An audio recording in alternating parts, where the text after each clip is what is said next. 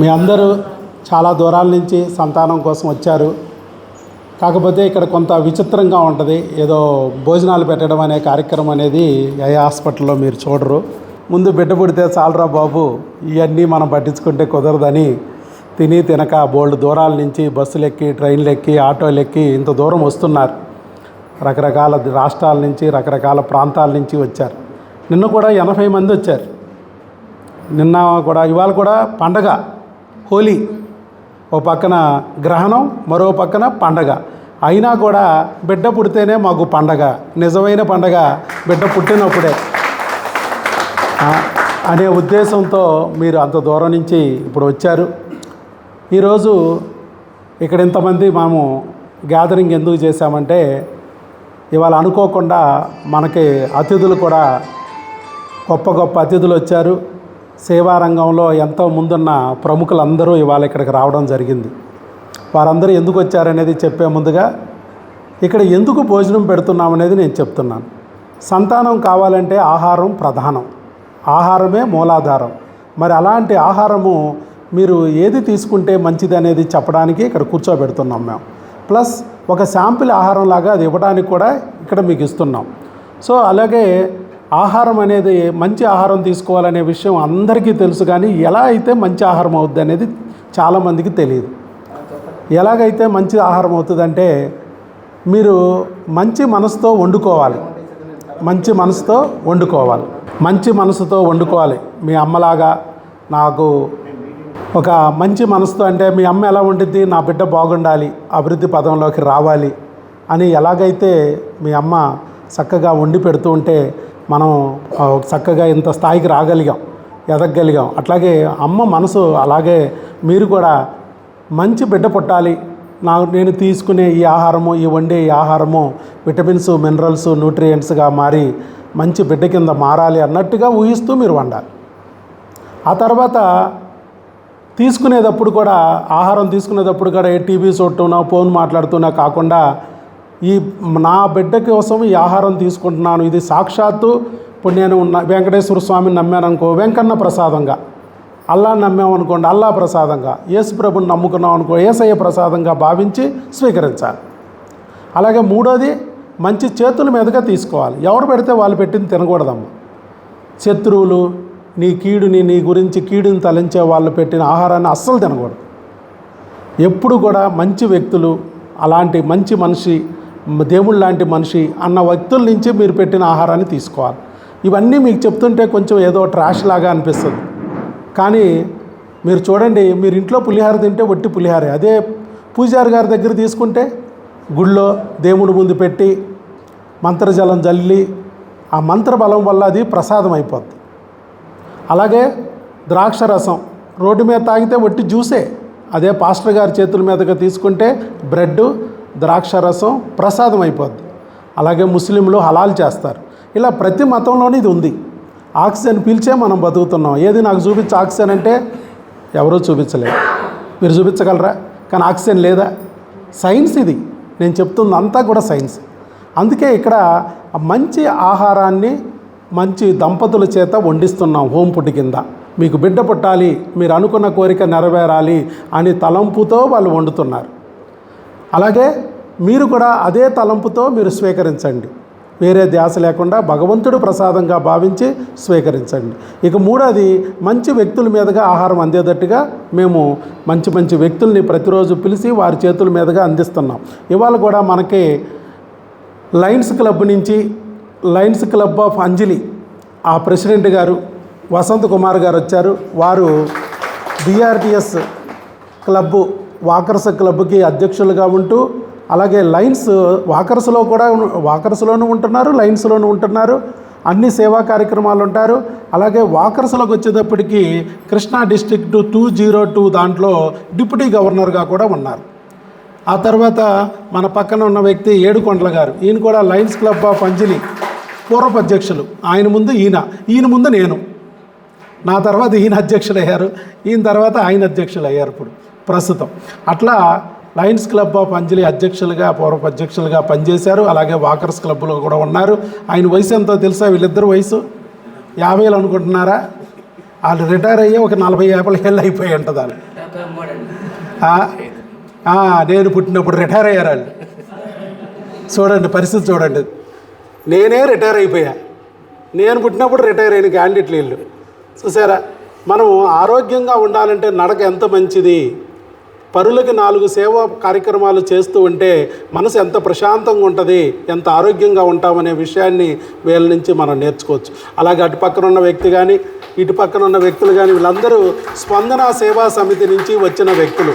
స్పందన సేవా సమితిని కృష్ణప్రసాద్ గారు స్టార్ట్ చేశారు.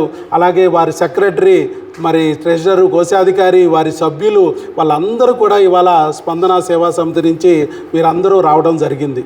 వారందరి గురించి కూడా మన కృష్ణప్రసాద్ గారు పరిచయం చేస్తారు. వీరంతా కూడా మరి సేవా కార్యక్రమాల్లో ఉన్న వ్యక్తులమ్మ. మన పనులు మనం చూసుకోవడానికే టైం లేని ఈ రోజుల్లో పక్కవాడి గురించి ఆలోచించి పక్కవాడికి కూడా మేలు చేయాలని వాళ్ళ సమయాన్ని వాళ్ళ డబ్బుని వెచ్చించే మనుషుల్ని ఏమంటాం మనం? దేవుడు లాంటి మనిషి అంటాం. అలాంటి మనుషులు ఇవాళ వారి చేతుల ద్వారా మీకు ఈ ప్రసాదం అందాలనే ఉద్దేశంతో వాళ్ళని పిలిచాం. వారు ముఖ్యంగా దేనికి వచ్చారంటే ఇంకొక కారణం కూడా ఉంది. ఈ పక్కనే ఉన్న వ్యక్తి మామూలు వ్యక్తి కాదండి. అంటే మీ ఆవిడ కాదండి, మామూలు వ్యక్తి కాదులేండి, అలా కాదండి. ఈ ప్రపంచంలో ఏ హాస్పిటల్లోనూ భోజనం పెట్టే సంస్కృతి లేదు. ఆఖరికి గవర్నమెంట్ హాస్పిటల్లో కూడా ఓపీ పేషెంట్లకి భోజనం పెట్టరు. కానీ గత 7 నెలల నుంచి నిత్య అన్నప్రసాద వితరణ కార్యక్రమం కింద మనం ఇక్కడ మన దగ్గరికి వచ్చిన పేషెంట్లందరికీ రోజుకి 50 నుంచి 100, 150, 180 కూడా వెళ్ళింది ఒకరోజు. భోజనం అంటే అప్పటికప్పుడు తయారు చేసేది కాదు. మధ్యాహ్నం 12 గంటలకు వచ్చే వాళ్ళకు కూడా 11 గంటల లోపు వచ్చిన మొత్తం అందరూ అక్కడ లిస్టును బట్టి ఒక 10-20 ఎక్కువే చెప్పి 12 గంటలకు వచ్చిన వాళ్ళకి, 1 గంటకు వచ్చిన వాళ్ళకి కూడా భోజనం పెట్టాం 180 మందికి. ఈ అంత ఆలోచన ఎక్కడి నుంచి వచ్చింది? ఆవిడ నుంచి వచ్చింది. అసలు ఈ ప్రపంచంలో ఎవరికి రాని ఆలోచన ఆవిడకి ఎట్లా వచ్చిందని నేను అడిగా. డాక్టర్ భార్య కదా, భర్త ఖర్చు పెడుతుంటే ఎవరైనా భార్యలు ఏమంటారు? ఏదో చచ్చినోడు అంతా ఉన్నదంతా ఊడ్చేస్తున్నాడు, మా ఐదారు చచ్చినోడు ఎక్కువ ఖర్చు పెట్టేస్తున్నాడని వెనక్కి లాగుద్ది. కానీ ఈవిడ అలా కాదు. మా భర్తను నమ్ముకుని ప్రెగ్నెన్సీ కోసం అంతంత దూరాల నుంచి వస్తున్నారు, వాళ్ళు తిని తినక భోజనం టైంకి హాస్పిటల్ నుంచి బయటికి పంపిస్తే ఊరు కాని ఊరిలో దారి తప్పిపోతున్నారు, వర్షం వస్తే తడిసిపోతున్నారు, దొరికిన బడ్డీల దగ్గర ఏది పడితే తిని ఆరోగ్యం పాడు చేసుకుంటున్నారు, వాళ్ళకి మనమే తీసుకొచ్చి పెడితే బాగుంటుంది కదా అని చెప్పి ఆలోచించి ఆ నిర్ణయం చెప్పింది. ఒక అమ్మ మాత్రమే అలా ఆలోచించగలిగిద్ది. అమ్మ మనసుతో ఆలోచించింది. అలాగే ఎంతోమందికి కుట్టు మిషన్లు లేడీస్కి వాళ్ళ భర్తతో పాటు వాళ్ళు కూడా సహకరించాలి. ఇవి నాకు ఎలాగో సహకరిస్తుంది. నాతో పాటు ఇక్కడే ఉంటూ పేషెంట్లు బాగోగులు చూసుకుంటూ వాళ్ళ గురించి ఇబ్బందులు లేకుండా చూసుకుంటూ అలా చేస్తున్నట్టే మిగతా ఆడవాళ్ళు కూడా భర్తకి చేదోడు వాదోడుగా ఉంటే బాగుంటుందని చెప్పి వాళ్ళకి కుట్టు మిషన్లు, గ్రైండర్లు ఫ్రీగా అందజేసింది ఆవిడ.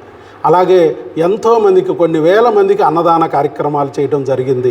అలాగే చిన్నపిల్లలకి స్కూల్కి వెళ్ళినప్పుడు అదే మరి స్కూల్లో చాలామంది పేద పిల్లలు ఉంటారు, వాళ్ళకి తలనొప్పి అని స్కూళ్ళు మానేస్తారు, చదువులో వెనకబడతారు. వాళ్ళ తల్లిదండ్రులు హాస్పిటల్కి తీసుకెళ్ళి కళ్ళజోడు వేయించాలనే విషయం కూడా తెలియక అలా మర్చిపోతూ ఉంటారు. అలాంటి వాళ్ళకి స్కూల్కే డాక్టర్ని తీసుకెళ్ళి, కంటి డాక్టర్ని ఎన్నో స్కూళ్ళల్లో ఐ స్క్రీనింగ్లు చేసి వాళ్ళకి కళ్ళజోడులు వేయించాం. ఇప్పటికి దాదాపు లయన్స్ క్లబ్ నుంచి 1,00,000 మంది పిల్లలకి స్క్రీనింగ్ చేసి వాళ్ళకి కళ్ళజోడులు ఇవ్వడం జరిగింది. అలాగే ఇంకా మరి లేడీస్ చిన్నపిల్లలకి క్యాన్సర్లు వచ్చేస్తున్నాయి. పెద్ద వయసు అయ్యాక క్యాన్సర్లు, గర్భసంచి క్యాన్సర్లు, దానికి 9 నుంచి 14 సంవత్సరాల వయసులో టీకా వేస్తే మరి క్యాన్సర్లు రావు. ఆ ప్రసాదాన్ని కూడా భగవంతుడి ప్రసాదంగా స్వీకరించాల్సిందిగా కోరుతున్నాను. All the best. Thank you very much. నమస్కారం అండి. చాలా ఆనందంగా, సంతోషంగా ఉంది. దానికి ముఖ్య కారణం మా స్పందన సేవా సమితి ఫౌండర్, అధ్యక్షులు ఇమినేని కృష్ణప్రసాద్ గారు అయితే ఇక్కడికి వచ్చిన తర్వాత ఒక్కసారి మా కళ్ళు చెంచాయి.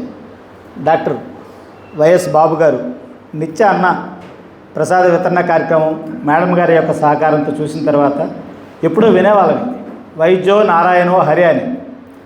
అంటే డాక్టర్ గారిని మనం దేవుడితో కొలుస్తాం, కానీ ఆ దేవుడు ఎక్కడో లేడు.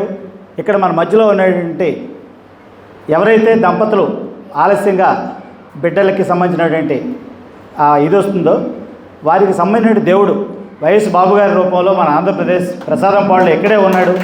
అని చెప్పుకోవడానికి మాకు చాలా గర్వంగా ఉన్నది. ఈరోజు మేము తీసినటువంటి వీడియోలు కానీ ఫోటోలు కానీ వారు తీసుకున్న యూట్యూబ్ ఛానల్స్ కానీ ఇదంతా కూడా మరింత మందికి తెలియటం వలన ఇక్కడ ఏమి కొన్ని లక్షలు అవుతా ఉన్నాయంటే ఖర్చు డాక్టర్ గారి మాటలో వింటే మనకేం లక్షలు అవ్వట్లేదు. సంవత్సరానికి 500 రూపాయలు అని చెప్తా ఉన్నారు. నాకు నమ్మశక్యే లేదు.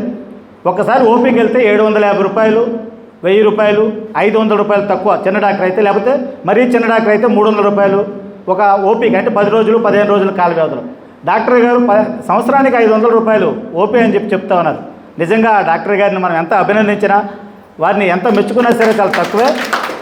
రెండోది ఏంటంటే పిల్లలు లేనటువంటి వారికి పిల్లలు కలిగించే వైద్యాన్ని ఆయన నేర్చుకొని మన విజయవాడ వాసి అయి ఉండటం. అంతేకాకుండా రాష్ట్రం నలుమూలలా ఆయన యొక్క సేవల్ని విస్తరింపజేసి ఎక్కడి నుంచో వచ్చినట్టు వాళ్ళు ఈ ప్రాంతంలో కాస్త హోటల్స్ అవి తక్కువగా ఉంటాయి, ఆకలితో ఇబ్బంది పడతారు, రోడ్డు మీద అనారోగ్యకరమైన ఆహారం తీసుకొని వాళ్ళు ఇబ్బంది పడి మళ్ళీ వాళ్ళ ఊరు వెళ్ళకూడదని చెప్పని ఆవిడ సత్యమని. ఈరోజు డాక్టర్లు మన సంతాన సాఫల్య కేంద్రాలకు వెళ్తే 2 లక్షలు, 3 లక్షలు, 5 లక్షలు ఆ హాస్పిటల్స్ని మూసేసి మనల్ని మోసం చేసినటువంటి వాళ్ళని చాలామందిని మనం చూసాం. విజయవాడలో, హైదరాబాద్లో చూసాం, పేర్లు మనం అప్రస్తుతంగానే. అటువంటి కేర్ టేకర్స్ని గవర్నమెంట్ గుర్తించి వాళ్ళు మోసం చేస్తూ ఉన్నారు, వాళ్ళకి సంతాన సాఫల్యం కలగట్లేదు, ఆర్థికంగా నష్టపోతామని చెప్పినటువంటి హాస్పిటల్స్ని అన్నింటినీ కూడా సీజ్ చేసినట్టు పరిస్థితి ఉంది. కానీ మీకు అందరికీ కూడా ప్రతిఫలాన్ని అందుకొని మళ్ళీ మీరు 10 మందికి చెప్పి ఇక్కడికి తీసుకురావటం, మీరు ఒక బిడ్డకి జన్మనివ్వటం నిజంగా దేవుడిచ్చినటువంటి వరం డాక్టర్ వైఎస్ బాబు గారి రూపంలో ఉన్నది. మేడం గారు అంత దూరం నుంచి వచ్చినటువంటి వాళ్ళకి మనం ఖాళీ కడుపుతో ఉంచకూడదండి. మనకునే సంపాదనలో కొంత భాగాన్ని వాళ్ళకి మంచి ఆహారాన్ని అందిద్దామని చెప్పని సుమారు 7 నెలల నుంచి వాళ్ళు ఇది చేస్తామన్నారని చెప్పని తెలియడం మాకు నిజంగా చాలా ఆనందకరం.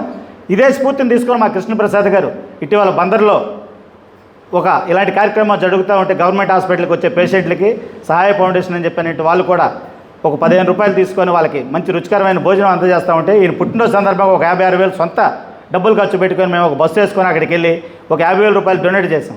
అదే ఆయనతో సంతృప్తి పడలే. మేము స్పందన రైస్ బ్యాగ్ కలెక్షన్స్ అని చెప్పని ఒక వారం రోజులు క్యాంప్ ఇచ్చాం మా కమిటీ సభ్యులకి వాట్సాప్ మెసేజ్ ద్వారా. 55 బ్యాగులు కలెక్షన్ అయినాయి. వాళ్ళు ప్లేట్లు కూడా అడిగితే 100 ప్లేట్లు కొనిచ్చాం. సుమారు 1 లక్ష రూపాయలు అయింది దానికి. ఇదంతా కూడా డాక్టర్ వైఎస్ బాబు గారు మాకు స్ఫూర్తి. ఖచ్చితంగా వారికి అభినందనీయులు మేము అంటున్నాం. ఇలాంటి సేవలు మరింత అంది రాష్ట్రం నలుమూలలే కదా ఇతర రాష్ట్రాల్లో కూడా వారికి వారి సేవలు అవసరం చెప్పని గుర్తించి వస్తూ ఉన్నారు. లోపం కానీ ఆహార లోపాలు కానీ ఇట్లా అన్నింటి వల్ల వచ్చినప్పుడు ఆ పిల్లలు కలగడం లేట్ అయ్యేటప్పుడు అటువంటి వారు ఆ తక్కువ ఖర్చుతో మెడిసిన్ కనిపెట్టి మీ అందరికీ ఇచ్చి మళ్ళీ ఒక జన్మనివ్వడానికి కావాల్సినటువంటి వైద్య సేవలు అందిస్తున్న వారికి మా స్పందన సేవా సమితి వాకర్స్ క్లబ్ తరపు నుంచి మనస్ఫూర్తిగా అభినందనలు తెలియజేస్తాం.